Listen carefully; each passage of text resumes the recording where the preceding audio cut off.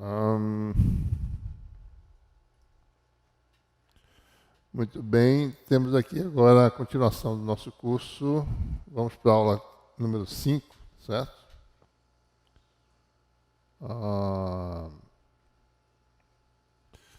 Lembrando que a gente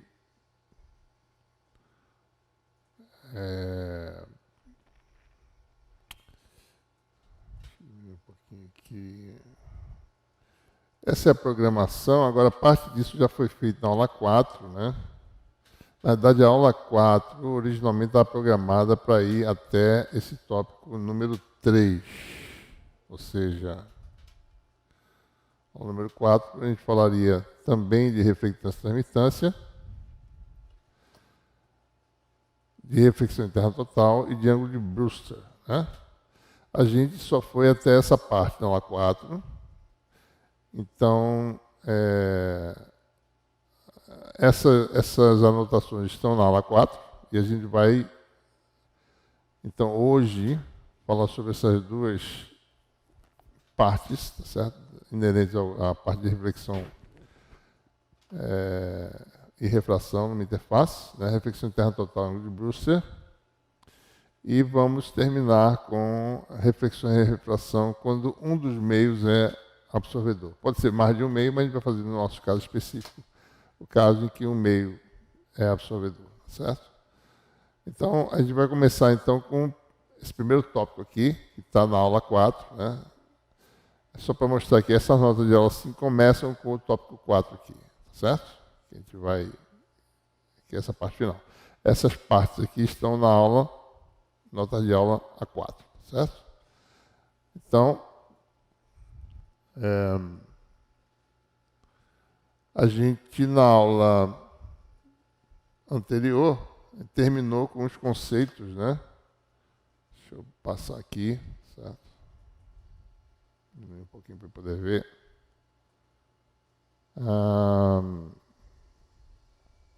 Isso aqui foi todo o cálculo de reflexão que a gente fez, tá certo? Etc. A gente conceitou reflectância e transmitância.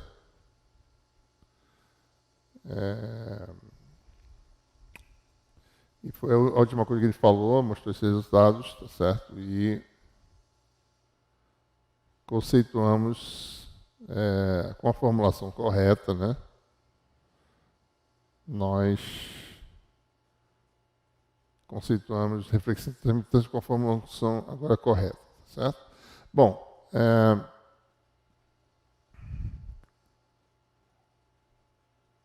aqui são as relações, né, para ondas POS, né? Certo? A reflectância especificamente, né, que é um parâmetro importante, é o módulo quadrático do coeficiente de reflexão.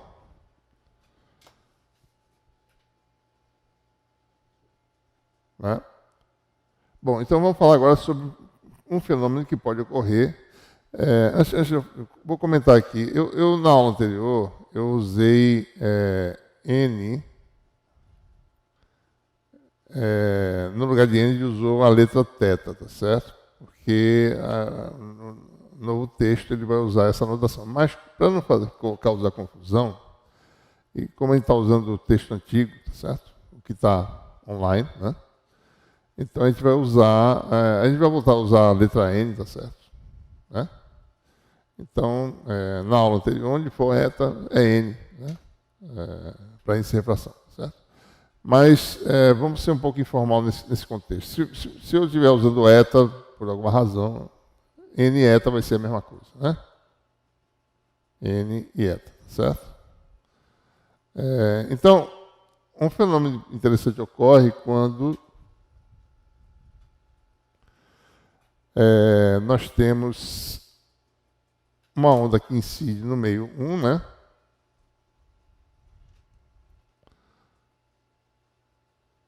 Em direção ao meio 2,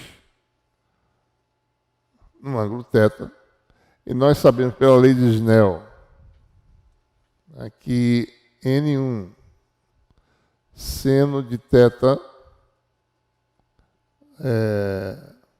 que é o ângulo de incidência, né? É igual a N2 seno de θ linha, tá certo? Que é como a gente chama o ângulo de refração, né? Se N1 é maior que N2, então a gente pode calcular o ângulo de refração seno do ângulo de refração como sendo N1 sobre N2, seno de θ, né?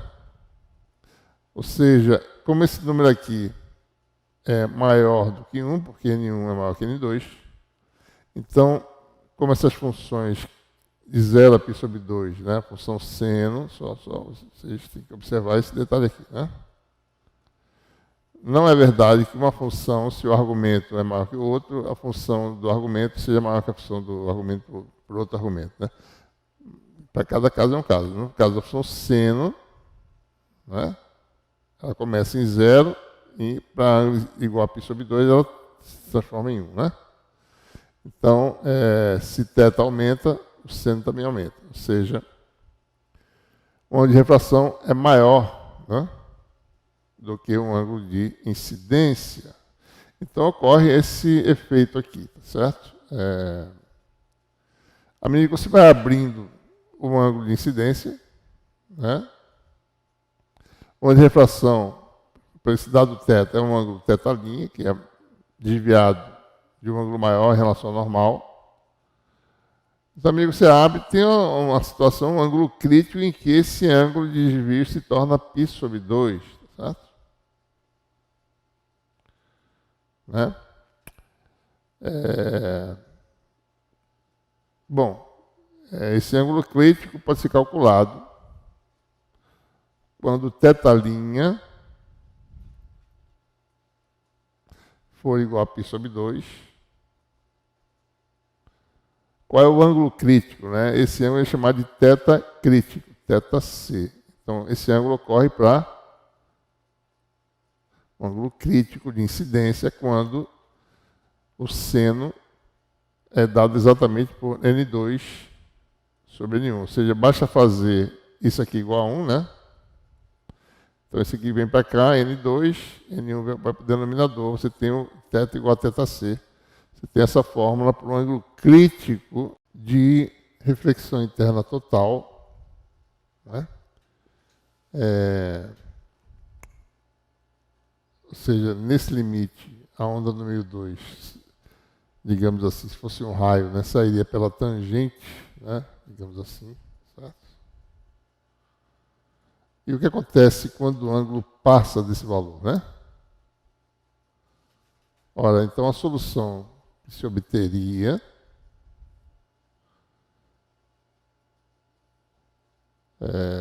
seria algo do tipo seno de θ', como seno de θc, isso aqui, seno de θ' seria o quê? Agora maior do que 1 para θ maior que θc, né? A solução disso aqui dá um ângulo, θ' se torna um número complexo, né? Ou seja, é melhor a gente tratar, a gente entender o que acontece, não falando em ângulo, porque não tem nenhum significado geométrico, digamos assim, se é um complexo, né? O que a gente vai olhar é o número de onda, né? Ou melhor, número de onda não, vetor de onda.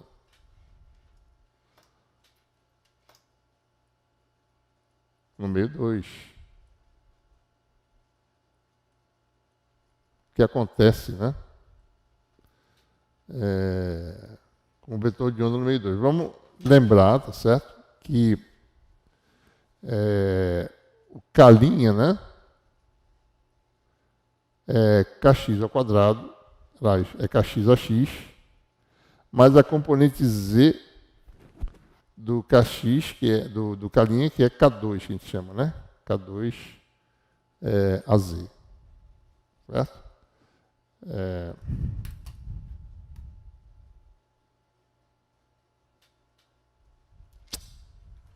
Minha caneta parou de funcionar. Eu estou com essa mania agora. Aqui, tive que reiniciar o computador como um todo. Então nós temos aqui. Bom, desligou todas as minhas canetas também que estavam ligadas aqui. Vou ter que fazer tudo de novo, meu Deus. Vamos lá. Ok. Ok, aqui também. Deixa eu ligar aqui a canetinha. Já devia estar isso embutido já de uma vez, né? Não sei por que não está, certo? Tem que fazer isso em cada documento.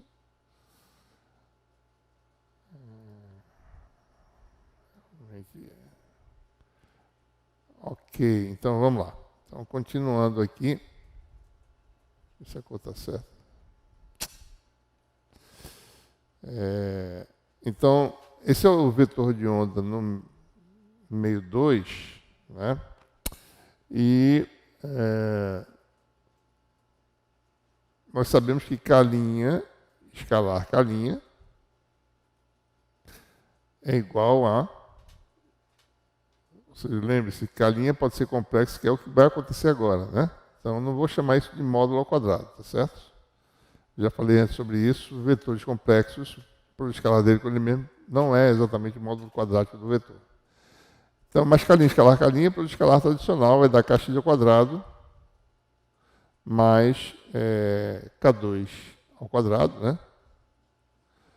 E existe uma relação de conservação que o produto escalar de K' é igual a N2 ao quadrado, né?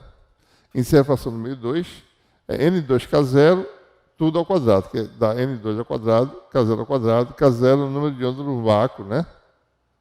2π sobre lambda 0, ou igual a ômega sobre C, velocidade da luz no vácuo, certo?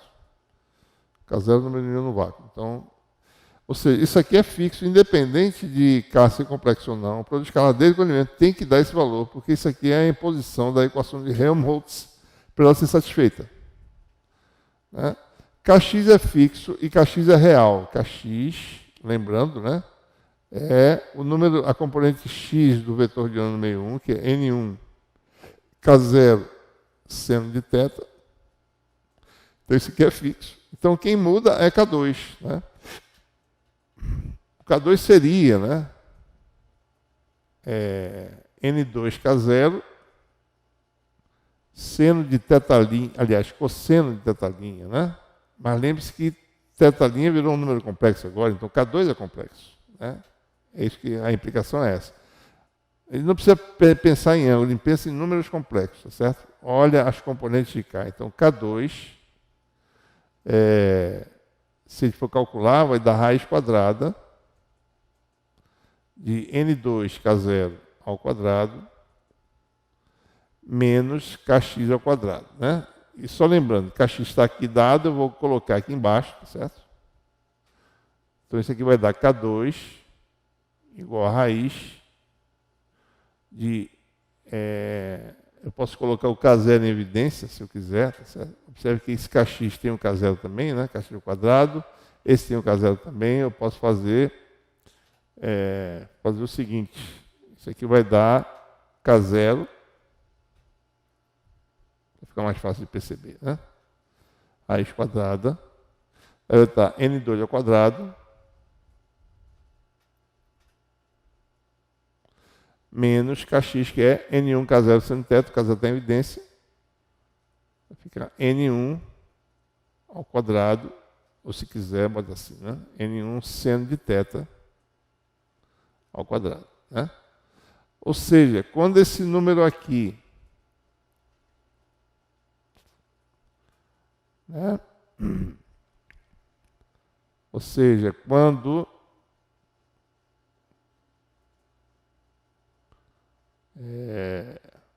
esse número de K, ele geralmente, né, ele é menor do que esse. Quando isso aqui se torna igual, você tem a condição de reflexão interna total. Ou seja, para θ igual a θc, você tem K2, ou seja, a componente Z do número de onda no meio 2 se torna zero. É como se a onda, ela penetrar, ela na verdade, essa condição não existe. Tá? Por isso que aí a gente vai falar sobre a questão física. Se ela existisse de verdade, quer dizer que a onda ela não varia com o Z, né? Ou seja, ela não oscila com o Z+. Esse período ficou tão grande, né? À medida que você vai se aproximando do ângulo crítico, o período que dá... porque você tem exponencial de menos j K2z, né? É a dependência em z da onda no meio 2. Quando esse K2 se torna zero, certo? Então a onda ela se estende para todo o espaço do lado 2, certo? Ela não é uma onda mais, é alguma coisa... quer dizer, há propagação nessa direção e o perfil da onda no meio 2, ele não decai ou não oscila, ele é constante, né? Ora, se isso de fato acontecesse, teria energia infinita, mais uma vez, certo? Armazenada aqui. Então, isso na prática não acontece. Primeiro, pelo fato de função, um harmônico espacial ser uma idealização matemática, né? Harmônico, como a gente falou, né? É uma onda que ocupa todo o espaço. Então, se você tivesse esse harmônico, de fato, se ele existisse fisicamente, quer dizer que exatamente em cima da condição de reflexão interna total, a onda do meio 2 não variaria com a direção de Z, certo? Com a coordenada Z. Isso não acontece, por quê? Porque na prática a onda ocupa um tamanho finito, a onda incidente, certo? A onda refratada é uma combinação de ondas e nunca você vai ter um ângulo específico, você vai ter um pacote de ângulos, né, da onda refratada, certo? Então você vai ter, isso não vai acontecer, na realidade, na prática, certo? Bom, então, quando você passa da condição de reflexão interna total, o que acontece? Esse número aqui se torna maior do que esse, né?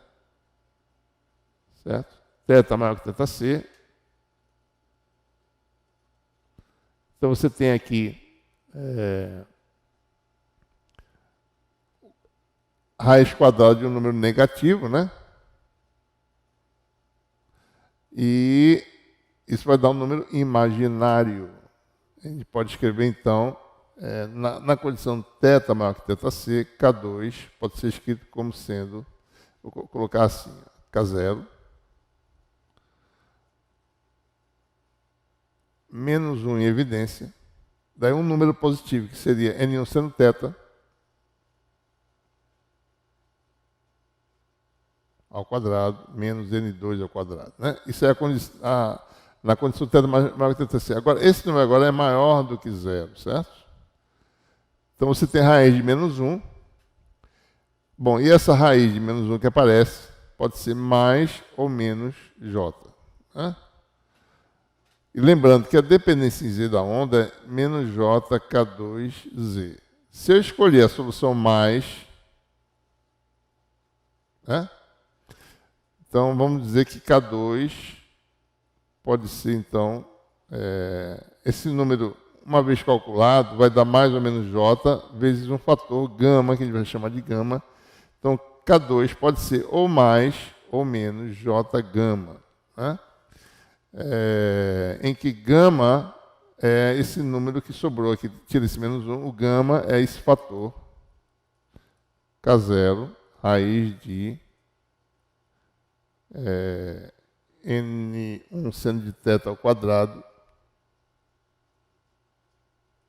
menos N2 ao quadrado, né? Isso aqui é maior que zero para θ maior que θc, tá certo? Então, eu posso escolher duas raízes, né? Então, é nesse momento que a gente tem que realmente compreender, né, o que se passa, certo? Então, a dependência em Z, escolhendo a solução mais j gama, né, eu tenho exponencial de menos j com j gama, que dá, vezes z, né, que dá E elevado a gama z, né? Essa função cresce com z indefinidamente, tá certo? A solução menos daria menos j com menos j, exponencial de menos j com menos j gama z, que é exponencial de menos gama z. E essa função, nós sabemos que ela cai com z, certo? Então, consideração física. Qual é a solução que a gente vai escolher? Aquela que é confinada, né? Não a que cresce indefinidamente, porque essa aqui seria energia infinita. A solução física seria essa aqui, né? Então, passou do ângulo crítico, o número de onda no meio 2 pode ser escrito da forma K2 igual a menos J gama. E sempre vai ter que escolher soluções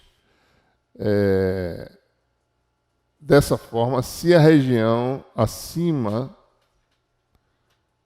né? Então você tem aqui interface, né? Essa região aqui é ilimitada, né? Se ela é ilimitada, então quer dizer que o campo tem que decair no meio 2. Se tivesse um tamanho finito, eu podia usar tanto a solução mais quanto a menos, certo? Isso é uma situação que pode acontecer quando você tem múltiplas interfaces, que não é o caso da gente. Então a gente vai ter esse resultado, e o que acontece é que o K2 se torna menos J gama, um número imaginário, para θ maior que θc. Então, o que acontece, certo, com os coeficientes de reflexão, né? Vamos olhar aqui, tá certo? Eu tenho que voltar tudo de novo, porque reinicializei. Bom, aqui. Então, o que acontece com essa reflexão? Lembrando da expressão, né? ε2, coeficiente de reflexão, ε2 K1 menos ε1 K2 sobre a soma, né?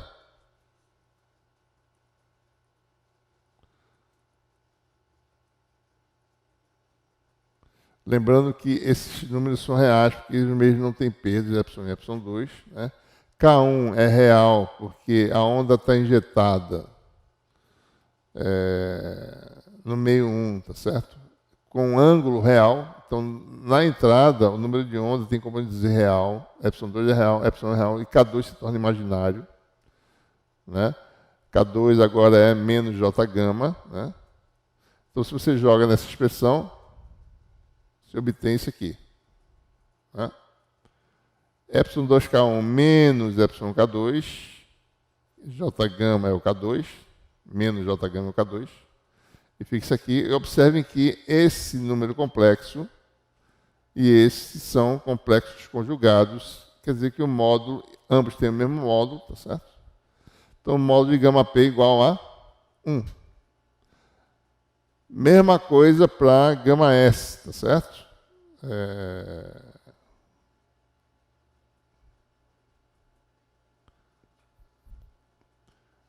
Que seria, no caso, essa expressão, envolvendo troca epsilon por mi, né? Essa expressão, tá certo? A coeficiente de reflexão para onda S, mesma coisa. Numerador é o complexo conjugado do denominador, módulo de gama S igual a 1. Né? Ou seja, lembrando, né, aquela nossa condição de conservação de potência, tá certo? R, reflectância, mais transmitância é igual a 1. A reflectância é módulo ao quadrado de gama, que dá 1 para θ maior que θc. O que acontece com a transmitância? 0. Lembrando que se você for olhar lá a expressão para transmitância, está aqui. Vamos olhar aqui, tá certo? Aqui nós temos tanto para S quanto para ondas P, né?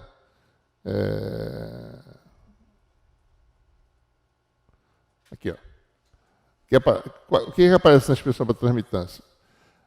Parte real da componente Z do número de onda no meio 2. Né? Que nesse caso, acima da condição de reflexão total, isso aqui dá 0. Então, de fato, a transmitância dá 0. Né? A gente vai olhar o perfil já da onda, tá certo? Deixa eu só observar essa parte. Para onda S, mesma coisa, né? Parte real da componente Z do número de ondas no meio 2,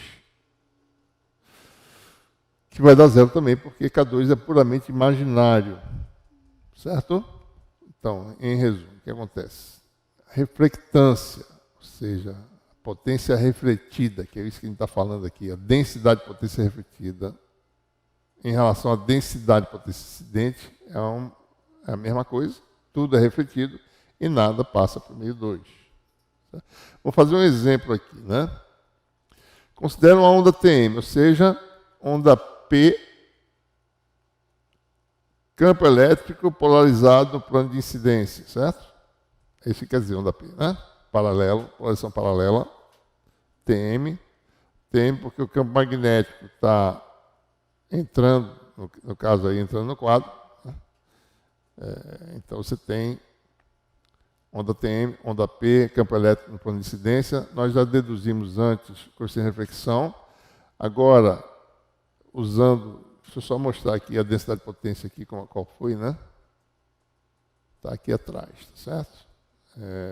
Isso aqui é para onda S, para onda P deu esse resultado aqui. Ó. A densidade de potência no meio 2 está aqui. Né? Aparece o quê, né? O vetor de onda no meio 2, K', que ele é da forma, vou escrever aqui, Kx AX mais K2AD, K2AZ, que a gente chamou de menos J gama AZ, né? Aqui aparece K' menos K' conjugado. Bom, K' conjugado, Kx é real, é Kx AX. E aqui menos J gama conjugado dá mais J gama com AZ, né? Então, K' menos K' conjugado, Kx AX cancela com Kx AX.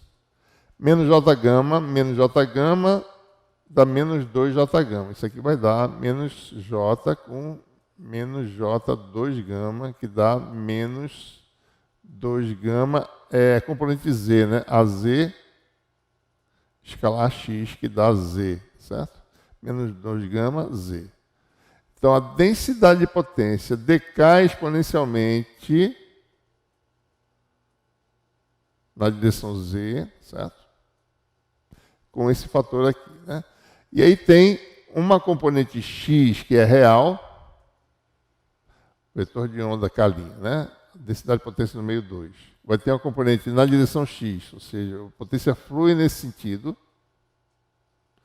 que é real. Na componente Z vai ter um fator menos J gama. A componente Z do vetor de Poynting, nesse sentido, é imaginária, puramente imaginária. Né? Então, real na direção X, imaginário na direção Y, na direção Z. Ou seja, não há potência ativa fluindo no sentido ortogonal à interface, só na direção X. Né? De fato, né, a onda plana flui, né? De fato, flui mesmo na direção X. Né? Não tem... E todo mundo decai com menos 2 gama Z. Então vamos ver aqui, certo? Como é que ficou a expressão aqui embaixo. Aqui, ó. Componente X do vetor de onda, calculada, né? Kx, totalmente real. Esse módulo de tal P ao quadrado tem que ser calculado, né? Certo? Isso aqui é um número, né? Não é a transmitância, porque a transmitância é zero, mas módulo de tal P ao quadrado é não nulo, né? É aquele coeficiente de transmissão que nós calculamos antes. Componente Z puramente imaginária, né? E os fatores exponenciais em ambos os casos dessa forma. Ou seja, o que acontece acima da condição de reflexão interna total, né? A onda vem, certo? Reflete totalmente e ela penetra um pouco no meio 2. O grau de penetração depende desse ângulo de incidência, né? Então, se você olhar aqui na interface, nesse caso, θ menor que θc, a onda refrata normalmente. Se você tem agora θ igual a θc, quer dizer, na nossa idealização matemática, né, a onda ela faz isso e se estende em todo o espaço, mas isso na prática não pode acontecer, como a gente falou antes. Né? E quando θ é maior que θc, a onda se estende numa região, tá certo? Se fosse luz, você iluminaria, digamos, uma região de uma certa largura, né? Até quando o campo se esvai totalmente, tá certo? Então, essa regiãozinha aqui ocupa, na prática, depende desse fator aqui, né? Desse 2 gama. Certo? Então, a densidade de potência decai com o fator exponencial 2 gama Z. Você pode para a queda ser de 1 sobre E, isso aqui seria uma região da ordem de 1 sobre 2 gama, né? Esse número gama é o inverso comum de onda aproximadamente, tá certo? Lembre-se que eu acabei de deduzir aqui, o gama, né? Ele é uma fração do número de onda, né? Que depende desse número aqui. Mas, se você for olhar, a ordem de grandeza é parecida, tá certo? Então, é como se fosse... Se K0 vai com o inverso comum de onda, gama é aproximadamente o inverso comum de onda, né? 2π sobre lambda. Então, é como se isso aqui ocorresse numa região da ordem, né? De lambda, tá certo? Mais ou menos, né? Alguns lambdas, digamos assim, você já não tem mais energia significativa, tá certo? Então, isso é o que acontece quando você tem o fenômeno de reflexão interna total. Ora, isso acontece em que situações? Não vamos esquecer, não é em qualquer situação, né? Tem que ter, ou seja, a onda tem que vir de um meio mais opticamente denso, tá certo? Para um menos opticamente denso. Por exemplo, né, vidro, ar, né? Você vê uma onda incidente, você pode ter reflexão interna total, porque o vidro tem uma encefração N mais ou menos da ordem de 1,5 e o ar, encefração igual a 1, certo? Água, né? É o que acontece se você, quando está embaixo d'água e olha num certo ângulo, você vê um espelho, né? Exatamente por causa disso. Água, encefração no visível, por exemplo, sem falar em luz, né? 1,333 e ar igual a 1. Então, você tem um total, ângulo crítico, pode ser calculado, né? O seno dele vale 1 sobre 1,333, tá certo? Ok. Bom, próxima coisa interessante que acontece numa interface é que existe um ângulo para uma dada polarização chamado ângulo de Brewster, né? Em que você tem transmissão total e nada é refletido, né?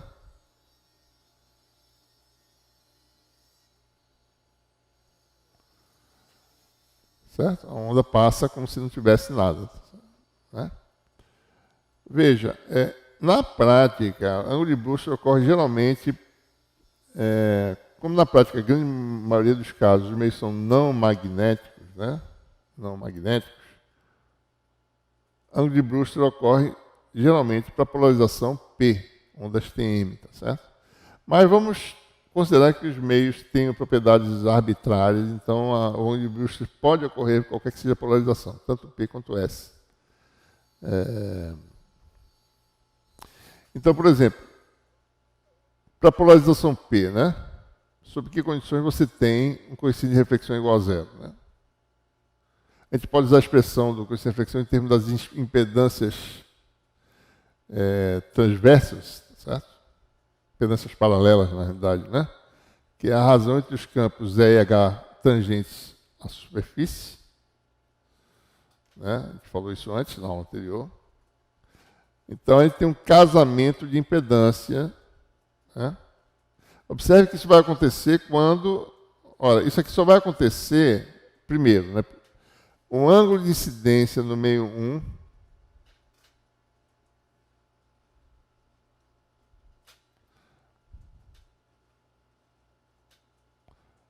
θ é real, certo? Então, você só vai ter transmissão total se você não tiver, seja o meio 1 com encefração maior ou não que o meio 2, mas isso só vai ocorrer se estiver abaixo da reflexão interna total, certo? Por quê? Porque eu só posso zerar isso aqui, Z1 é real, né? Porque o ângulo de incidência é real, Z2 tem que ser real também, então o ângulo refratado tem que ser real, então não pode ser acima da reflexão interna total. Então, Essa é a condição para ondas P, né? Essa é a expressão. Então, para um ângulo específico, né, θb, vamos assumir que isso aconteça, né? Então, a gente vai usar algumas relações trigonométricas. Primeira lei de Snell, porque a gente quer deduzir, né, o ângulo de Brewster, né? Lembrem-se que θ' é função do ângulo de incidência, né? Θ' para ângulo de incidência igual a θb pode ser obtido dessa equação, que pode obter essa relação aqui, certo? E aqui isso é uma relação trigonométrica, né? É seno ao quadrado de θb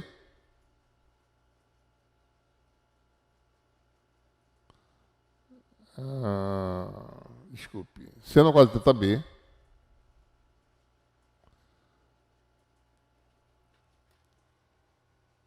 aliás, desculpe, N1 sobre N2 seno ao quadrado de θ', desculpe, que dá N1 sobre N2 seno θb ao quadrado, mais cosseno ao quadrado de θ'. De onde vem isso aqui? Bom, daqui, ó.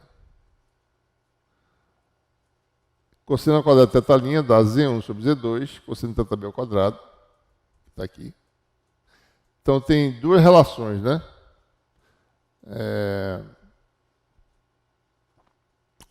Então, você tem...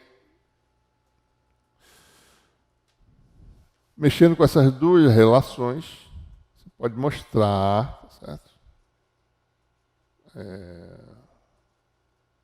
Bom, aqui nós temos, né, uma equação que a gente pode dividir todo mundo por θb, cosseno de θb, aqui vai dar 1, aqui vai dar tangente ao quadrado. Então, nós temos aí a relação para tangente de θb, né? Então, observe, se eu dividir por cosseno de θb ao quadrado, aqui sai, aqui fica tangente, né? Ao quadrado, certo? Então, só para a gente dar uma olhada aqui, tá? Eu ficaria com 1 sobre cosseno ao quadrado de θb, que dá o quê? Secante ao quadrado de θb igual a Z1 sobre Z2 ao quadrado razão entre impedâncias de onda, né, mais esse fator aqui, ó, índice de refração, não é isso? Não sei se isso aqui está correto. Espera aí, só um minuto. Isso aqui está certo.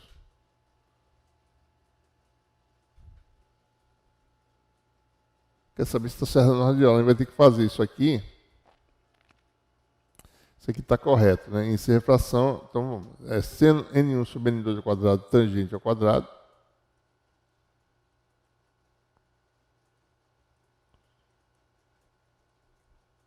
E aqui a gente usa aquela relação secante ao quadrado é igual a 1 mais tangente ao quadrado, certo?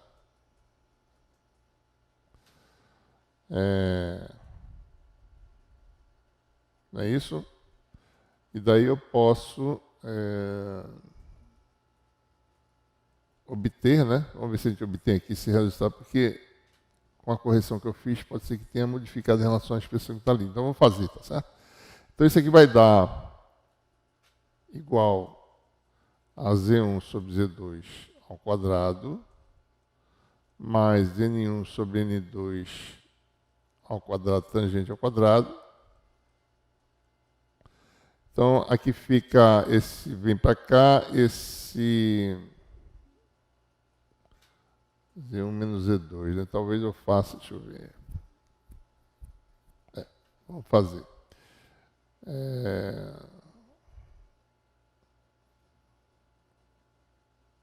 Depende de quem é maior, tá certo? Bom, vou fazer assim, passa o θb para lá e passa esse para cá. Vai ficar assim.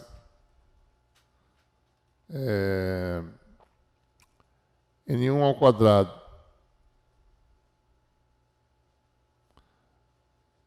isso ao quadrado menos 1, né? Dá N2 ao quadrado. Vamos deixar assim, talvez.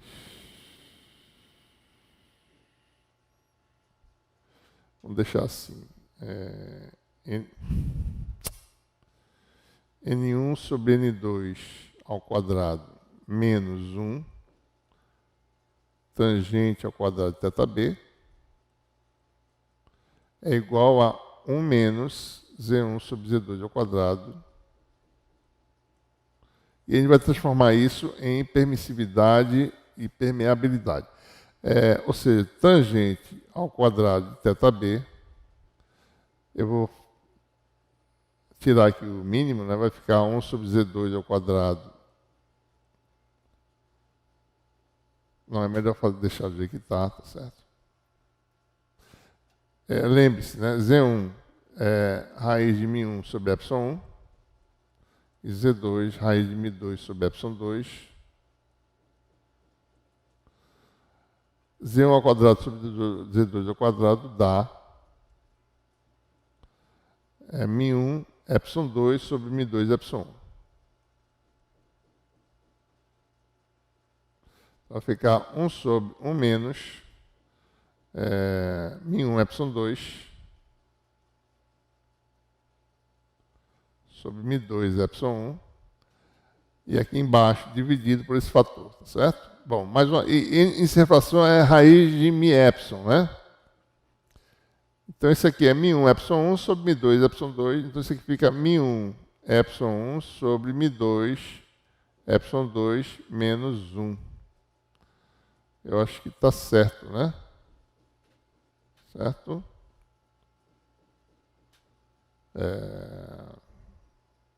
Então, eu tenho aqui a expressão tangente ao quadrado ainda, né, de θb, vai ficar denominador 1 sobre μ2 ε1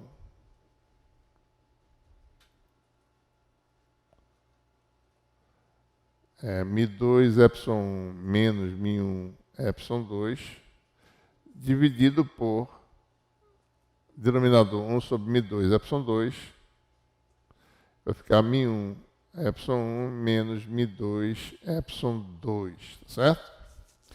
E daí esse μ2 cancela, né? Vai ficar ε2 sobre ε1.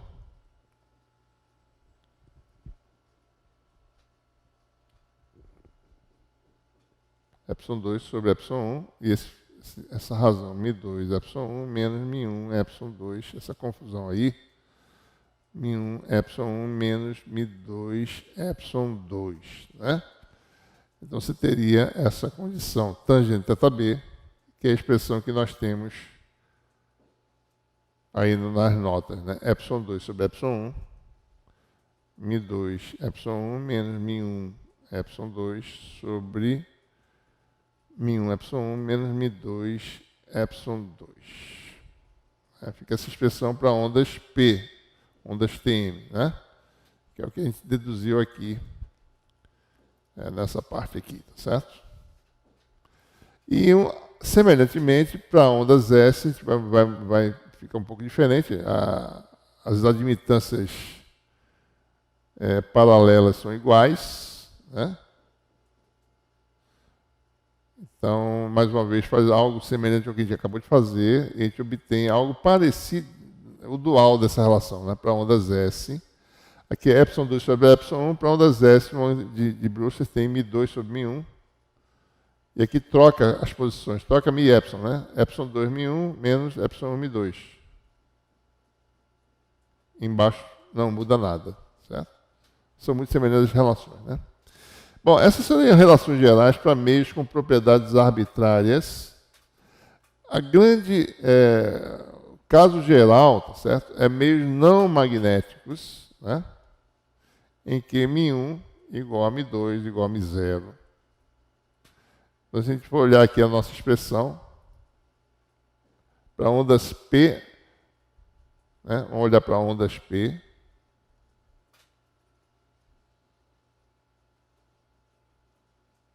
O que acontece, né? Se μ1 igual a μ2 igual a μ0, nós temos aí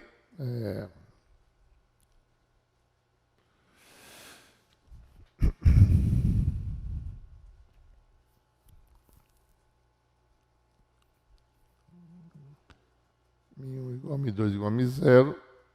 Onde é que está a expressão? Aqui, está aqui. Né? Então, isso aqui cancela. Fica epsilon menos epsilon 2 sobre epsilon menos epsilon 2. Isso aqui dá 1. Então, fica a raiz de epsilon 2 sobre epsilon 1, mais se o meio é não magnético, né?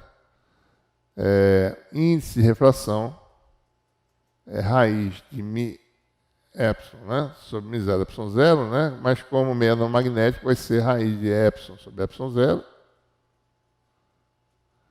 Então, isso aqui na realidade, né?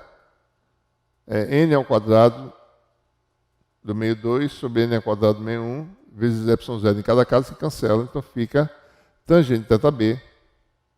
Tem uma expressão super simples, né? Tangente de θb, n2 sobre n1 ao quadrado, raiz da n2 sobre n1. Né? Certo? Então, para ondas P, você tem um ângulo de Brewster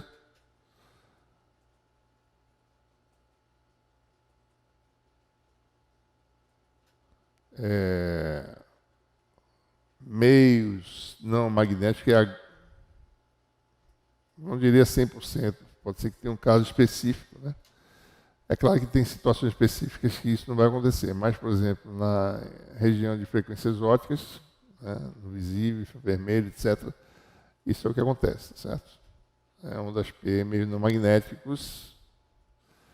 Então, a tangente de θb tem uma expressão super simples, né? Igual a n2 sobre n1. Né? Já vou comentar sobre essa expressão. Né? Vamos só prosseguir aqui para ondas S.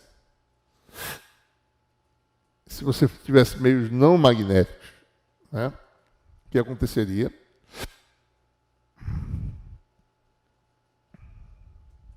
Essa mania agora. Meios não magnéticos para ondas S. Então, isso aqui dá 1.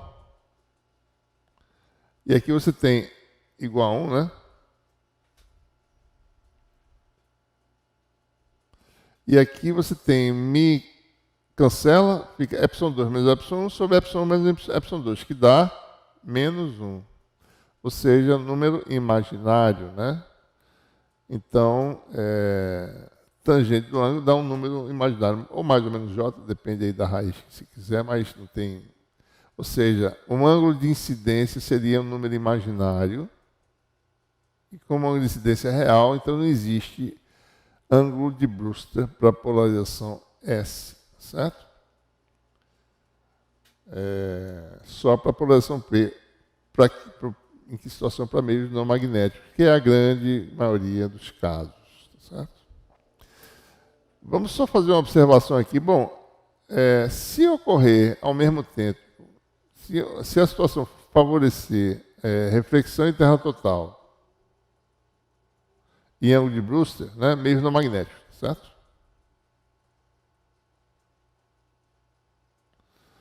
Né? Ou seja, você vem de um meio de inserção N1 maior que N2. Eu falei que o ângulo de Brewster tem que estar abaixo do ângulo de reflexão em terra total, porque senão o ângulo de Brewster seria imaginário, não teria significado. Né? Então vamos observar que as expressões são parecidas. Né? Reflexão em terra total, ângulo de Brewster. Reflexão em terra total é seno do ângulo crítico é N2 sobre N1. Ângulo de Brewster é tangente do ângulo de Brewster é igual a N2 sobre N1, certo? Então, havendo reflexão em terra total, você tem que a tangente do ângulo de Brewster é igual ao seno do ângulo crítico. Né? Então, observe que, se você for avaliar, dá para perceber que θb, de fato, é menor que θc, né? Olhando as relações trigonométricas, certo? Você tem aí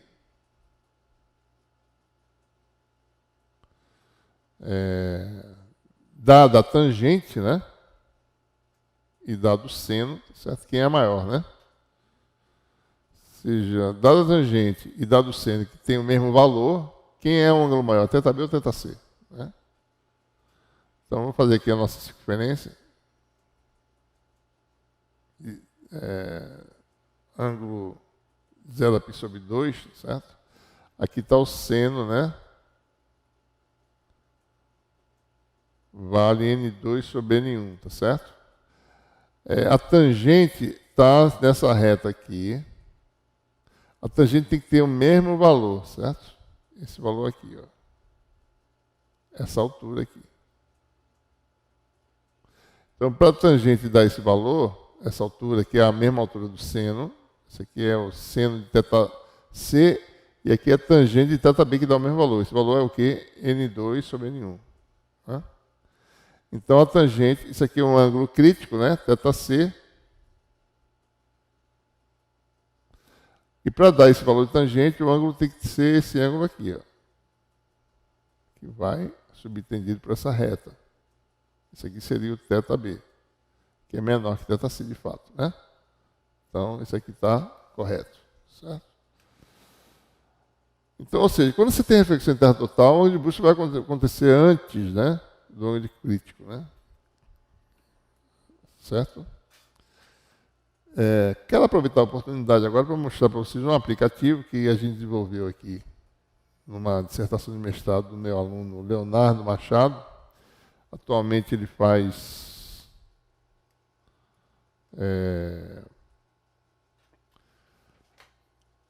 doutorado na Universidade de Oregon, State University of Oregon, eu acho, certo? Fica no estado de Oregon, nos Estados Unidos. E ele fez um programa de otimização de estruturas de múltiplas camadas. Otimização de um efeito chamado efeito de ressonância de plano de superfície, né? Mas esse aplicativo web que ele desenvolveu, né, permite também calcular a reflectância de uma estrutura simples e de estruturas múltiplas camadas. Então, eu vou aqui abrir para vocês verem, está na minha página, tá certo? O nosso aplicativo é esse aqui, né? Vamos aqui na minha página, no portal aqui. Opa, saiu do ar.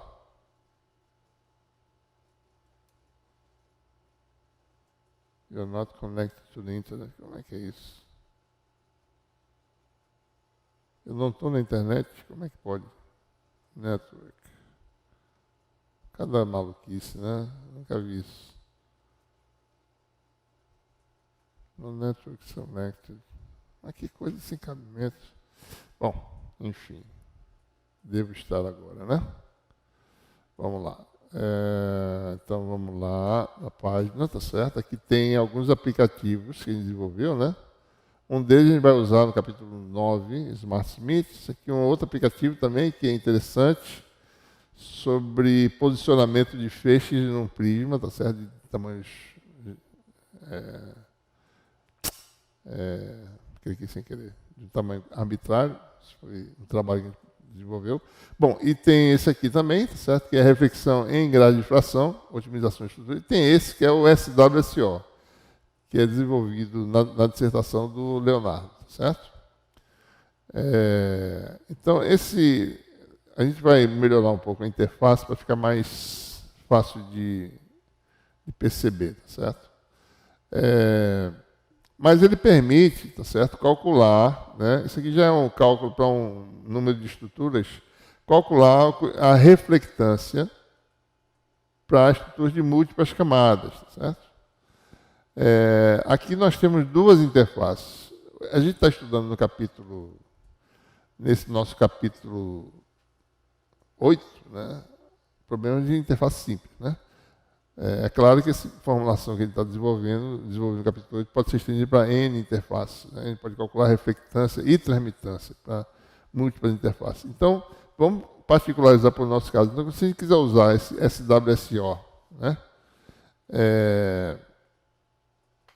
Para os exemplos do nosso capítulo 8, a gente vai usar uma interface, né? Essa questão do meio sensoriado não é importante, tá certo? Vou botar aqui meio 2. Isso aqui tem a ver com sensores baseados em reflectometria, né? A gente não está falando disso, a gente só quer ver a função de reflectância. Aqui nós temos alguns materiais pré-selecionados, o meio 1 sendo um meio Esses são vidros, né? Sílica, pode ser ar, por exemplo, né? Daí alguns vidros, tá certo? Então, no nosso caso, a gente pode simular coisas usando esses vidros aqui. Sílica, BK7, SF2. E no meio 2, a gente pode usar o que a gente quiser, tá certo? Inclusive metais, né? A gente pode botar no meio um metal também, mas não é isso que a gente quer. A gente quer entrar com meio transparente, ou ar, ou vidro, que é esses três, ou água que tem aqui embaixo, tá certo? Então, vamos fazer primeiro um exemplo, né, de ar, meio incidente, e o meio 2, aqui tem ouro, né? Vamos botar aqui, certo? Um vidro, por exemplo, BK7, sílica, pronto, que é vidro tradicional, tá certo? Bom, esses parâmetros que parâmetros são esses? Bom, são parâmetros calculados num dado comprimento de onda que está aqui embaixo, né? A gente seleciona esse comprimento de onda, tá certo? Por exemplo, né? Esse aqui é infravermelho. Eu posso escrever manualmente aqui. Vamos botar aqui no visível, botar aqui ponto 6328, que é o comprimento de onda do laser de hélio neônio, tá certo? E a gente vai ver aqui, ele já está calculando aqui em cima, né? O limite do gráfico de 0 a 90 graus, né? Então, esse índice de refração já está calculado, né? Baseado em valores tabulares na literatura, daí esse valor aqui, né? Inclusive, você pode ver aqui o índice de refração, 1.457, né? Comprimento de onda vermelho, certo? Eu posso melhorar a resolução do gráfico, melhorando o passo aqui, tá certo? Bom, tem um bocado de coisa aqui embaixo que a gente pode não se preocupar para as coisas que a gente pode simular no nosso curso, né? Então, aqui mostra... Então, esse é o caso, deixa eu só mostrar para vocês o que está acontecendo aqui. Isso aqui seria a interface. Você vem de um meio de índice de refração menor, né? N1 igual a 1, que é ar, N2 igual a 1.457, né? Que é o vidro. Vamos ver aqui. Aqui, o índice de refração, tá certo? Num comprimento de onda específico, né? Porque essas coisas variam, a gente mostrou isso, né? A índice de refração é uma função da frequência. Permissividade de função da frequência. Então, aqui para...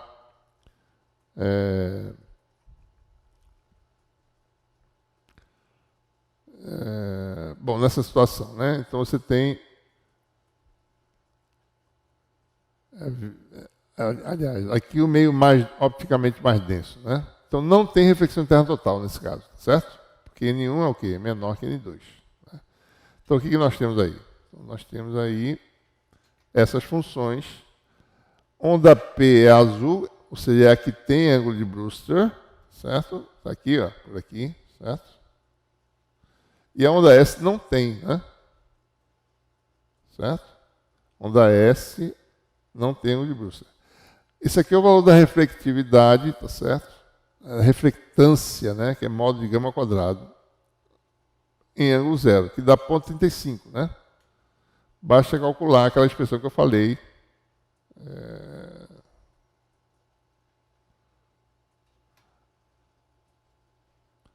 Para incidência normal, né? O gama é N2 menos N1 sobre N2 mais N1, né? Isso aqui vai dar 1.5, né? 1.457 menos 1 sobre 2.457.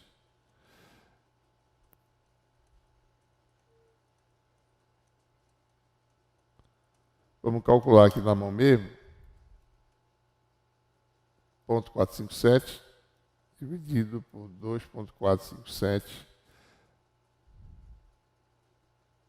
Está errado. 0.457 dividido por 2.457. 0.18. Ah, não, ao quadrado, né? Daí você leva ao quadrado. Isso é a reflectividade, x2. 0.0346, né? Mais ou menos, que é o númerozinho que a gente tem aqui no nosso 346, certo? Exatamente isso, né? Então, não tem reflexão total. Observe a reflectância, né? Em vermelho, para ondas S e para ondas P, em azul. E o ângulo de Brewster está onde? Mais ou menos aqui, né? É difícil de determinar. A gente vem aqui e olha esse gráfico, dá um zoom aqui nessa região,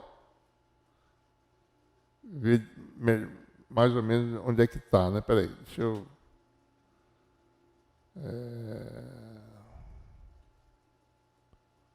Não sei como é que eu... eu tenho que dar um double... Tem que fazer aqui, mais ou menos. Nessa região aqui. Talvez eu possa fazer isso aqui. Poder ver melhor, né? Estou dando zoom aqui até poder ver direito onde é que está esse ângulo de Brewster. Pronto. Está mais ou menos aqui, né? Vamos dar uma olhada, eu vou calcular aqui para ver. 55,54. Mais ou menos, ângulo de Brewster. Nesse caso, a gente está falando que o ângulo de Brewster para essa condição daria...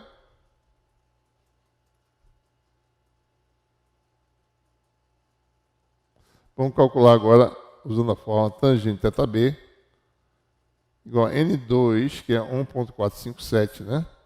Sobre N1, que dá 1. Vamos calcular a inversa da tangente, deve dar esse valor, né? 1,457,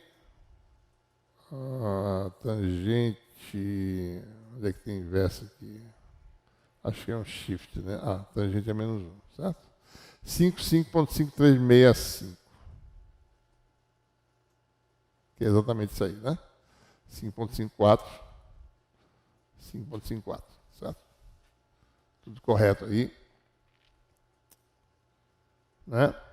Bom, vamos agora olhar o fenômeno de reflexão intertotal. Para isso, eu vou pegar agora o meio 1 sendo vidro, no caso, tá certo? Vou botar sílica, né? E meio 2 igual a ar, né? Pronto, daí nós temos a mudança drástica das curvas de reflectância. Agora nós temos aqui um ângulo crítico de reflexão intertotal, ou seja, a reflectância passa a ser unitária, né? E ela tem aquele valor mínimo que a gente falou. Tem que dar um double click para ele voltar ao normal. Pronto. Se a gente quiser mudar a escala, a gente muda e dá um... Posso fazer isso aqui, né? Posso dar um clique duplo aqui, ela volta ao normal. Então nós temos aí valor em 0, ângulo de Brewster para a onda P, essa vermelha é onda S, ângulo de Brewster, né? Que está abaixo do ângulo de reflexão interna total. E vocês podem rodar esse programa e calcular, tá certo? Aqui o ângulo de reflexão interna total é 43,48, o ângulo de Brewster está aqui. Teria que ver direitinho, né? Aí, deixa eu fazer de novo aqui. Aqui mais ou menos. Não. Espera aí. Aqui. Não. Ainda não. Eu peguei errado aqui. Pronto, aqui. Por aqui.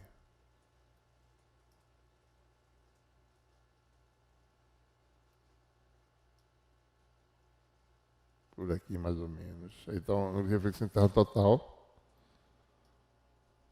Eu vou cada vez vendo melhor, né? Está mais ou menos aí, 34,46. Tá? Agora, o tangente θB é o inverso desse número que eu fiz aqui. É 1 sobre isso.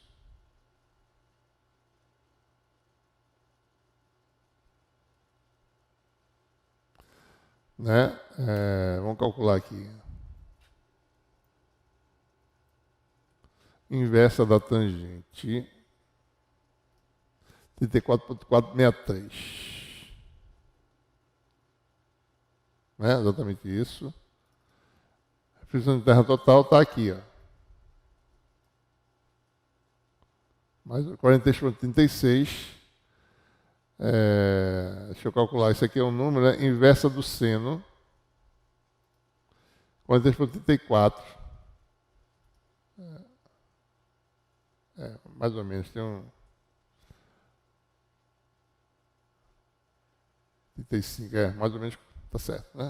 Aproximadamente isso, certo? Ok? Bom, essas são as coisas que a gente pode mostrar, né? Muito bem. Bom, agora a gente passa para a parte que está nas notas de aula 5, né? A gente vai falar sobre o que acontece quando um dos meios é absorvedor. A gente pode fazer essa formulação independentemente, né, dos dois meios serem ou não absorvedores, mas vamos fazer só para um deles para a gente poder entender direito, né? Se geralmente vem de um meio que é um meio de entrada que é transparente, transparente quer dizer que ele passa sem dissipação a onda eletromagnética, e daí você encontra um segundo meio que ele tem propriedade de absorção. Então, quais são as características da função reflectância e da transmitância, né? Como é que a gente pode falar em refração nesse caso, né, se o meio é absorvedor? O que vai caracterizar a refração, né? Então a gente tem que ser mais minucioso nessa análise, tá certo? Então o problema é esse aqui, ó.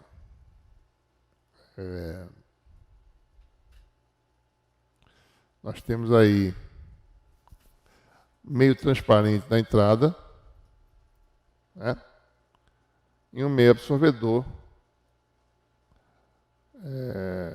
cujo índice de refração complexo a gente vai chamar de N2 igual a N barra, né?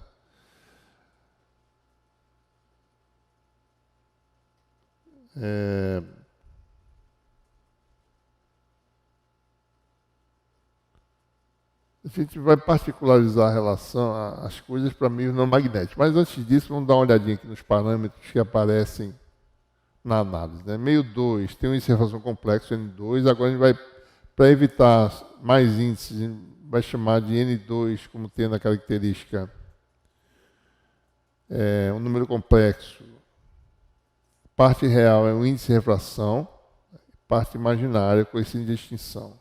Não vamos colocar índice porque não precisa, certo? Vai ficar assim. O parâmetro principal são esses dois aqui do meio 2, né? A permissibilidade relativa, que a gente já definiu antes, né, é o quadrado do índice de refração complexo. A permissibilidade relativa é xi tem uma parte real xi', uma parte imaginária xi 2 linhas. É simplesmente a razão μ sobre o valor no vácuo, que dá o produto das permissividades dos parâmetros relativos, né? Se o meio é não magnético, a permissibilidade ela vira a permissividade relativa. E lembrando, né, esse parâmetro foi, na verdade, inventado exatamente porque a maioria das situações são meios não magnéticos, então essas letras se parecem, né? Certo?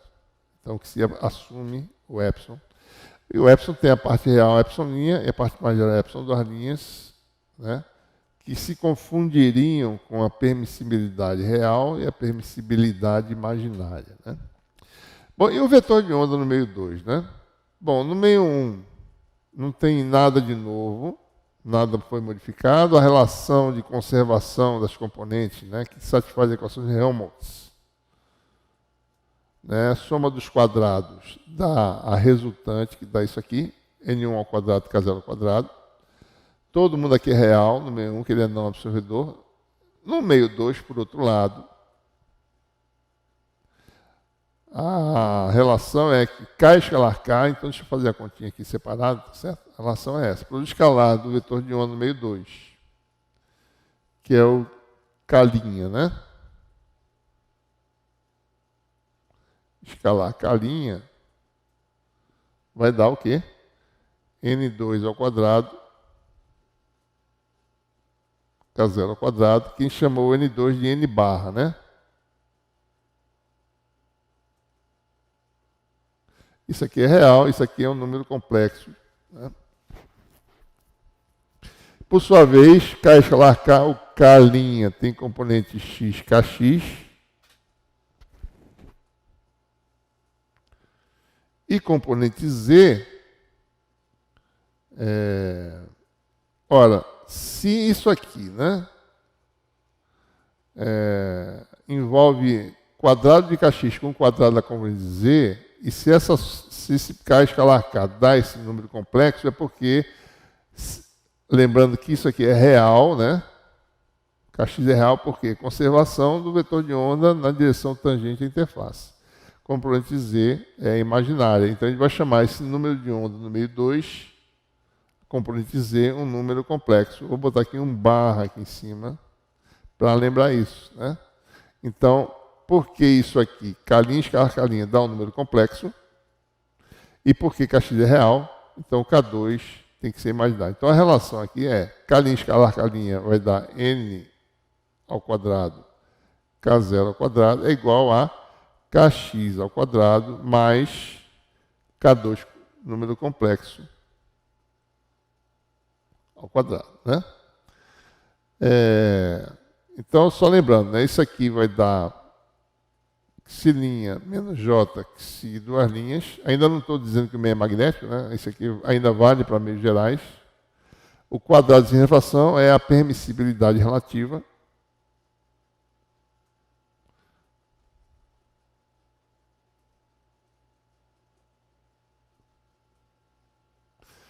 Ora, se K2 é complexo, então K2 pode ser escrito na forma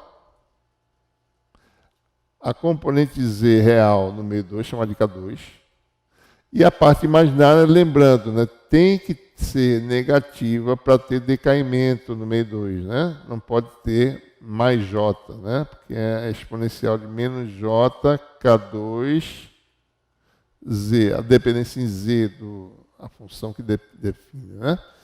Então, a parte imaginária tem que ser um menos, para esse menos J dar um menos, ia dar uma queda, e não aumento. Então, gama 2, né, a gente vai escrever dessa forma, certo? E aí nós temos que balancear essa equação, certo? Ainda está valendo meios não magnéticos, tá, pessoal? Então, estou lembrando que isso aqui vale qualquer que seja meio, por isso que a gente está usando a permissibilidade. E K2 ao quadrado vai dar mais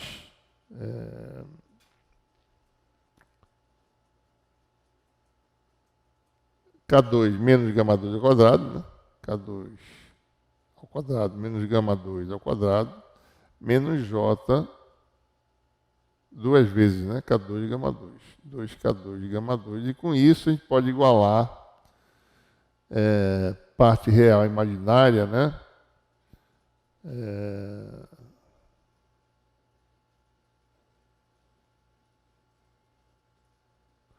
Então você tem aqui esse termo aqui todinho é balanceado com este aqui e este termo aqui com este, né?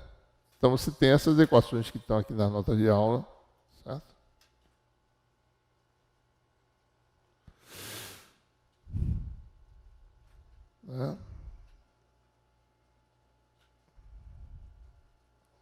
Balanceando a parte real e imaginária, você tem essa primeira condição. Observe que Kx é a função do ângulo de incidência, né? Se vocês estão lembrados,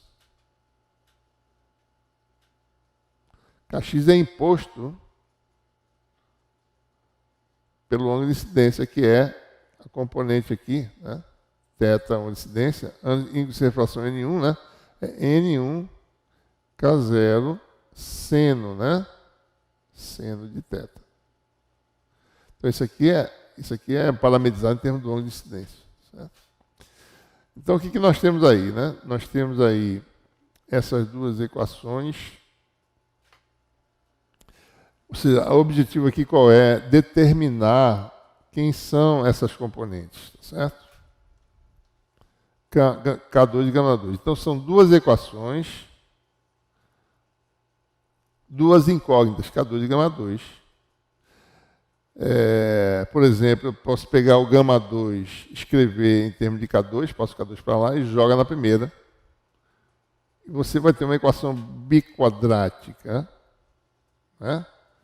Observe que esses números têm de ser positivos, K e gama, certo? Então, a solução das equações, eu vou botar a solução sem sair derivando, né? Eu já fiz algo parecido já antes, como resolve isso aí, tá certo? Então aqui está a componente K2, dessa coisa grande aqui todinha, tá certo? Em termos da permissibilidade, lembrando, né? Quando menor magnético, isso aqui se transforma em permissividade relativa, parte real e parte imaginária, e lembrando que o quadrado do índice de refração complexo é a permissibilidade, né?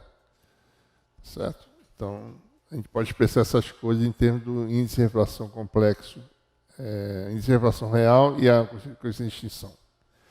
Então, observe, agora o K2 tem essa função complicada aqui, do ângulo de incidência. Esse θ1, na realidade, é o ângulo de incidência.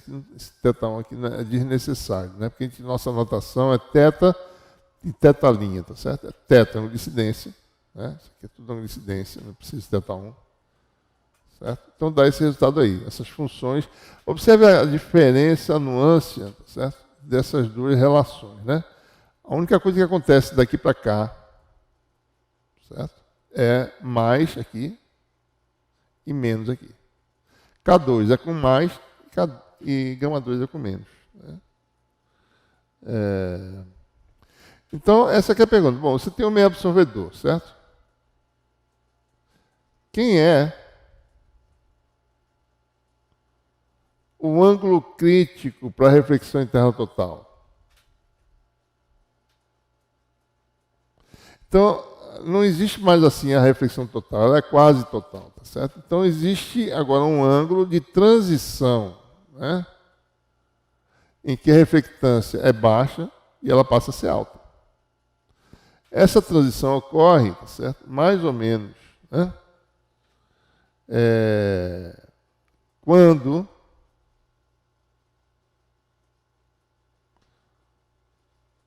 observe, por exemplo, aqui, né? Esse parâmetro aqui, mais esse, né? É maior do que isso aqui, esse fator aqui é exatamente igual a esse aqui, né? E tem uma raiz quadrada. Se isso aqui não existisse, esse termo seria igual a esse, né? E daria a expressão original que nós já temos, tá certo? Mas tem essa parte imaginária, que vem da absorção do meio 2. Então, esse termo aqui, certo? Mas esse é maior do que esse, ligeiramente, né? Ora, a reflexão total, quando menor absorvedor, ocorre quando isso aqui dá zero, certo? Isso aqui seria índice de refração ao quadrado, N2, sendo θ igual a N2 sobre N1. Então, observe, né? Quando isto aqui é positivo, ou seja, quando x'linha é maior do que N1 seno de θ, né? Vou fazer aqui, tá certo? X'linha é maior do que N1 seno de θ,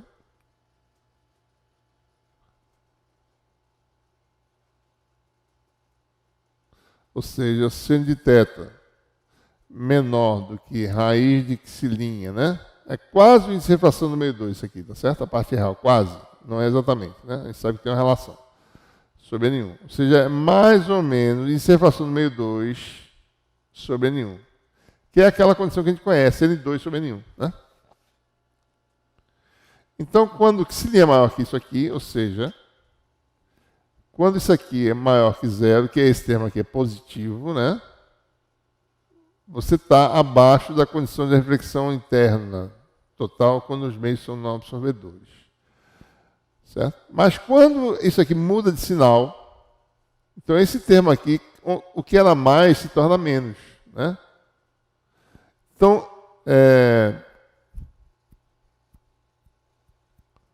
isso aqui se torna menos.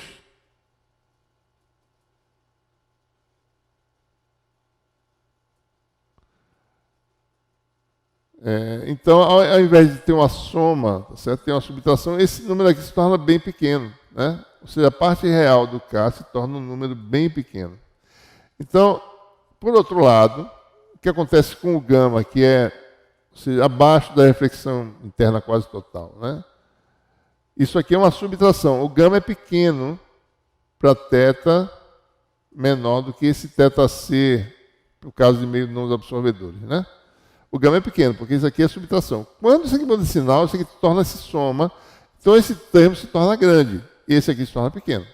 Então quando há uma transição, a parte que tem a ver com propagação se torna pequena, e a parte que tem a ver com evanescência, ou seja, com decaimento do meio 2, se torna grande, né? Então é isso que acontece, tá certo? Então, o ângulo de transição, né, que a gente chama de ângulo de transição, ocorre exatamente quando há essa mudança de sinal. Quando essa função muda de sinal, f de θ1, né, e essa função é positiva para θ1 menor que θc, ou nula, né, para θ1 igual a θc, ou negativa para θ1 maior que θc. Né? Então, na prática, é como se as magnitudes dessas quantidades trocassem de posição, tá certo? Porque observem que elas são semelhantes, né? Aqui vai ser menos na prática, aqui vai ser mais, tá certo? É como se fosse mudasse esse sinal, botando a magnitude dessas quantidades f de θ. Então, o que acontece é que o ângulo de reflexão total é mais ou menos, né, dado por essa expressão desse ângulo de transição. A reflexão não vai ser total, porque é o meio absorvedor. Então vai ser, lembrando, né, que psi' menos j psi duas linhas é o quadrado do n, né? Que dá n2 menos k ao quadrado menos j2nk, né? Então, psi' é raiz quadrada de n2 menos k2. Então, um ângulo de reflexão interna quase total ocorre a transição ocorre mais ou menos nesse ângulo aqui, né? É claro que hoje a gente está falando de meios de baixa absorção, né? A gente está falando de meios não metálicos em que n é maior que k, certo? Se n é menor que k, a permissividade tem a parte real negativa, e isso é o caso de meios metálicos, tá certo? Então a gente está falando de meios não metálicos, né? Quando o ângulo está no ângulo crítico, a parte real e imaginária do número de 1 e número 2 são iguais. Basta olhar a expressão aqui, tá certo? Isso aqui dá zero, né? Certo? Isso aqui dá zero, dá psi² quadrada raiz da psi² sobre 2 raiz quadrada. Então dá esse valor aqui, né? K0 psi² sobre 2. Que é um número pequeno, tá certo? Porque isso aqui é pequeno, né? Em relação à parte real, geralmente a parte de absorção é pequena, a gente está falando de pequena absorção, né? Então acontece isso. Certo? Então, se a gente for avaliar o comportamento das funções K e gama, né, tem assim o K abaixo da reflexão total. Esse aqui é um exemplo, né?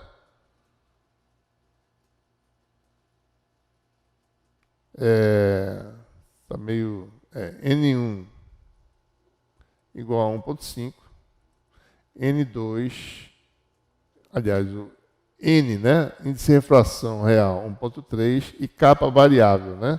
Aqui tem algumas situações. O K é grande, abaixo da reflexão total, que está aqui, ó, certo? Daí tem uma transição e o K, e depende do K, né?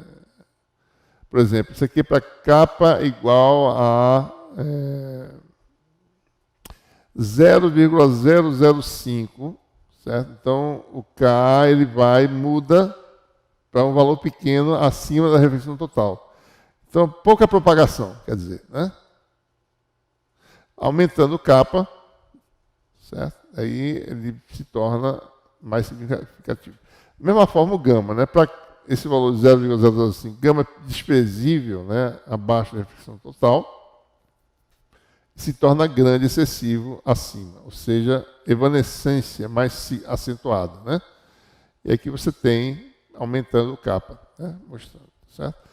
Se você não tivesse isso, você teria essa mudança súbita, ou seja, o K mudava de puramente real para puramente imaginário subitamente.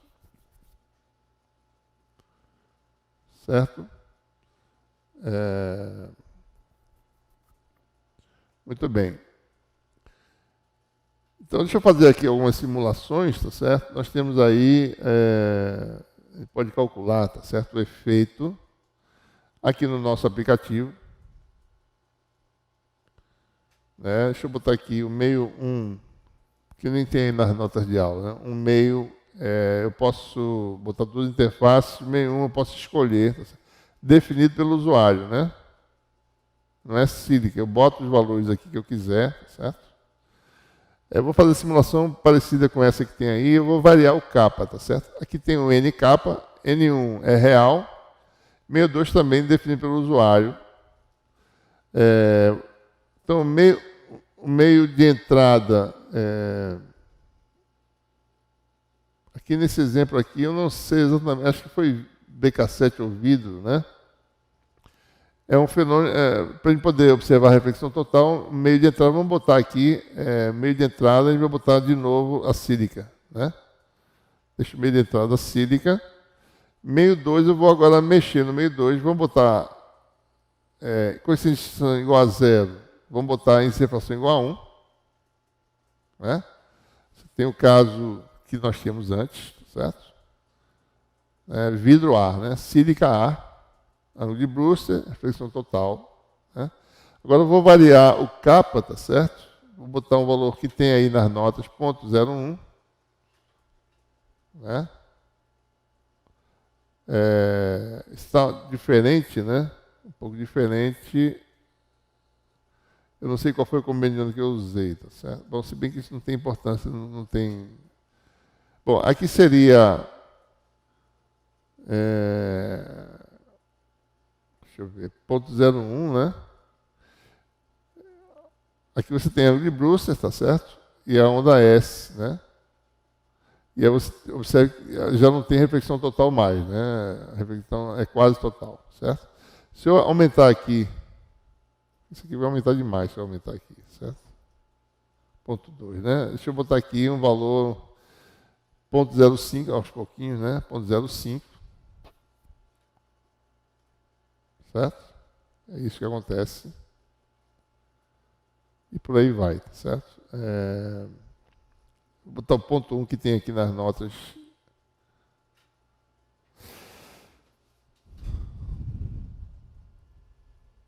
A gente tem essas curvas aí, tá certo? Nas notas está em outra escala, a gente não vê exatamente desse jeito, né? Então, mas é mais ou menos isso mesmo, tá certo? Então já não tem reflexão total praticamente, né? Com essa extinção, ponto 1 já é muito grande, né? Certo? Se ele for pequeno, você observa essa mudança, que ponto 0,1, deixa eu botar bem pequenininho, né? 10 a menos 3, tá certo? Ó, então 10 a menos 3, se arredonda essa parte aqui, certo? 10 a menos 2, já diminui mais aqui, né? Você vai perdendo, né, a condição de reflexão interna total, certo? Bom, segundo aspecto importante da nossa discussão é questão de refração, né? Como é que é a refração quando você tem meio absorvedor, certo? Vamos observar o vetor de onda no meio 2.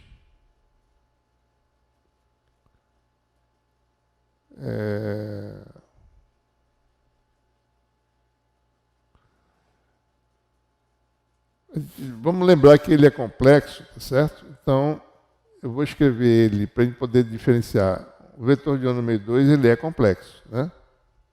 Porque o meio é absorvedor. Não é por causa da reflexão interna total, é porque ele é o meio é absorvedor. Então, você tem, vou botar assim, K barra linha, vetor, tá certo? Vai ter uma parte real, que é um vetor real, e uma parte imaginária, que vem da parte imaginária da componente Z do vetor de onda no meio 2. Né? Quem fornece informação de fase, né, que é argumento de função trigonométrica, né? Fase quer dizer argumento de função trigonométrica, certo? Como é que essa fase varia, né? É o Kz menos ômega t. Então, aquele argumento lá é uma fase. em graus, certo? Então, quem determina a fase é a parte real do vetor de onda. Né? Então, a gente separa a parte real do vetor de onda e tira a parte imaginária dele e deixa separado, porque parte imaginária tem a ver com evanescência, né? Queda exponencial da amplitude e da densidade de potência. Certo? Então fica essa parte imaginária separada e a gente vai analisar, então a fase, para a gente saber, a refração tem a ver com o plano de fase. Plano de fase constante. Então a gente olha o vetor de onda real. Certo? Ele que vai dizer geometricamente no espaço onde é que está esse plano de fase. Certo? Então quando a gente separa assim, o que nós temos? Aqui no meio 2, lembrando, né, que os campos dependem de que forma? Né? Exponencial, menos J, K2, aliás, desculpe, K', né? K', que é o vetor complexo, vou botar assim, esse barra aqui, o vetor em cima, né? Escalar X, certo? Ora, K', escalar X é o quê, né? Menos J, gama 2, AZ, mais K', né? Produto escalar com o vetor X, né? Isso aqui vai dar, bom, AZ escalar AX da Z, né? Então, menos J, gama 2, Z. E aí tem a parte que é aquela parte mais o vetor real, Kx escalar X. Quem vai dar o argumento da função trigonométrica é esse termo aqui da exponencial. Esse termo aqui vai dar exponencial de menos J, K', complexo, vetor escalar X, vai dar E elevado a menos J, menos gama 2Z, exponencial de menos J, vetor real, K', escalar X. Então, o argumento da função trigonométrica está nessa função exponencial complexa aqui, isso aqui da queda exponencial. Certo? Então, esse é o comportamento da onda no meio 2. E por isso que essa onda é chamada onda plana inhomogênea. Porque o plano de fase constante é aquele lugar geométrico dos pontos em que x é ortogonal. Aliás, o produto escalar de K' com x é constante, né? Que é um plano ortogonal a K'. Né?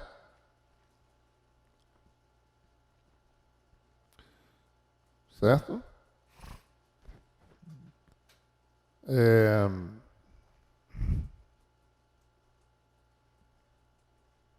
E essa parte aqui, quer dizer, nesse plano de fase constante, a amplitude varia por causa dessa função aqui.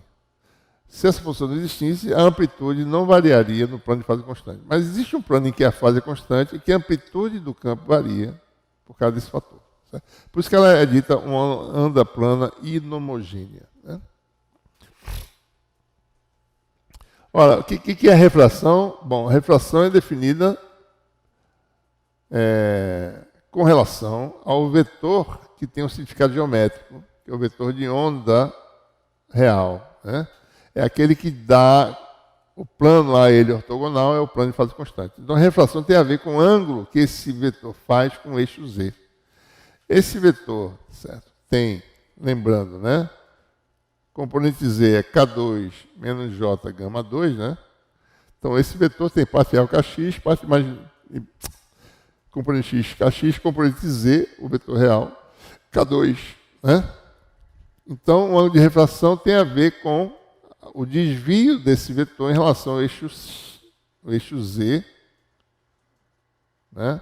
O seno de θ2 pode ter significado físico, né? A refração, tá certo? É a componente x sobre soma dos quadrados raiz quadrada. Então, aqui está o ângulo de refração no meio 2. Na realidade, seno de θ', né? Que é a nossa convenção, tá certo? Então, se você bota Kx igual a N1 K0 seno de θ, você tem um ângulo θ', certo? Agora, lembre-se, né? O que aparece aqui? K2, né? Kx é a função do ângulo de incidência antes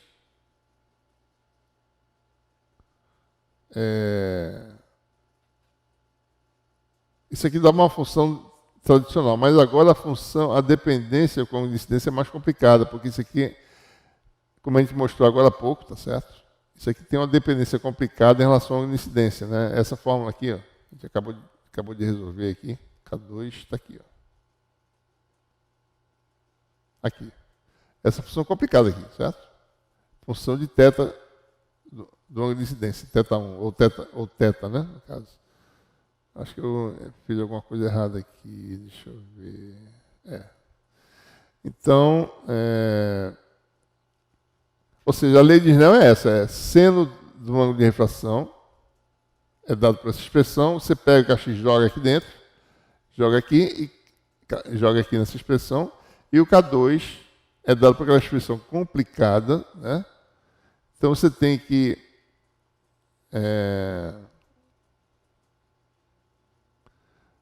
a relação que se obtém, certo? É algo um pouco diferente, né? Se antes você tinha N1 seno de θ1 é igual a N2 seno de θ2, agora isso mudou para uma função de θ por causa dessa dependência complicada do K2, certo?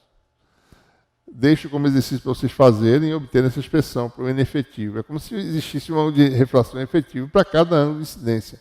Na verdade, esse θ1 aqui, na nossa anotação, é sempre θ, né? E o θ2 é θ', tá certo? A menos que eu tenha mudado alguma coisa, né? Ângulo de incidência é θ, né? Não tem esse θ1, certo? Então, essa função. Tudo se passa como a lei de Snell se torna a lei de Snell generalizada em que existe um índice efetivo para cada ângulo de incidência. Então, para você calcular a refração, você tem que calcular essa fórmula aqui, tá certo? Né? Dado uma incidência, você sabe quem é o índice efetivo e sabe quem é um ângulo de refração, certo? Se você jogar aqui na expressão, você tem um ângulo de refração.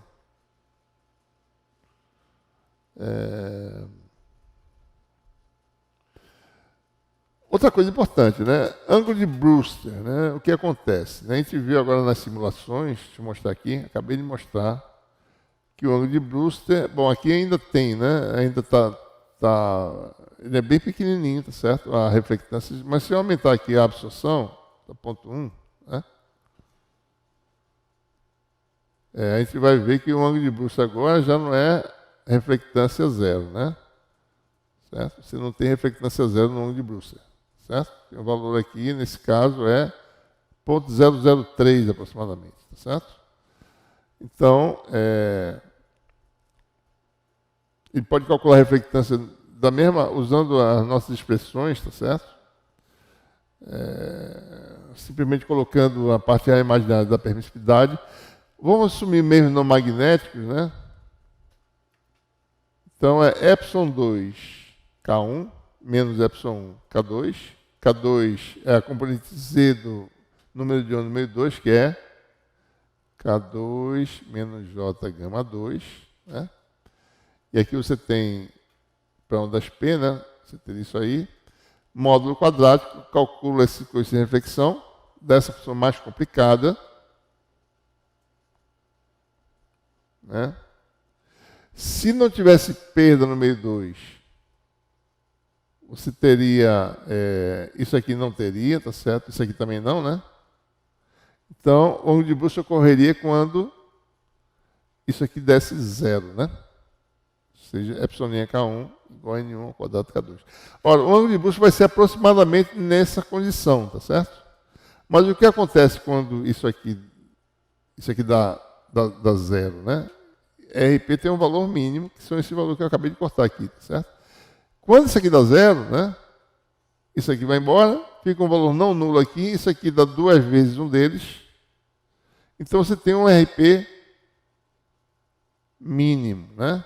E não RP igual a zero. Tem um valor mínimo por causa desse terminho aqui que ficou sobrando, tá certo? E então você tem aí, se você fizer, a gente pode calcular, tá certo? Assumindo que pequenas perdas, né? Então, o de Brewster vai ser mais ou menos naquele valor calculado em θ igual a θb, que vai dar um valor dado por isso aqui, tem que saber exatamente no ângulo de Brewster quanto é que dá essa expressão, né? Lembrando que K2 e γ2 dependem do ângulo de incidência, né? Então, a gente precisa saber, calcula o ângulo de Brewster na condição sem perdas, joga aqui para essas expressões e calcula o valor mínimo da reflectância, né? Então, para um meio com perdas, o ângulo de Brewster se torna aquele em que a reflectância é mínima e não nula, porque eu não consigo mais ter um valor nulo, né? Por causa desse termo residual aqui, certo? Então, como mostrei para você aqui na simulação, tem aqui algumas, mostrando aqui o ângulo de Brewster em alguns casos, polarização P e S, né? Não tem ângulo de Brewster, né, no caso aqui, certo? Reflectância para meios... Isso aqui é no caso que não tem reflexão total, né? Então, a reflectância aumenta, à medida que você aumenta a absorção, reflete mais o material também, tá certo? E aqui é a condição de você se desviar, né? Aumentando cada vez mais o coeficiente de extinção. Você vai ter um ângulo de Brewster, a reflectância mínima, né? Aumentando, tá certo? Aqui mostra mais ou menos, tá certo? Observe que o ângulo de Brewster se desloca, né? Não dá para perceber direito, mas aqui está se deslocando em direção para a direita, né? À medida que você vai aumentando o coeficiente de extinção, certo? Ok? Bom, então são essas considerações envolvendo, resumindo, né? Reflexão interna total, ângulo de Brewster. O que acontece, certo? Depois, em meio absorvedores, reflexão interna quase total, né? Como é que se dá a refração e como é que se dá o ângulo de Brewster, o que acontece, né? Ok?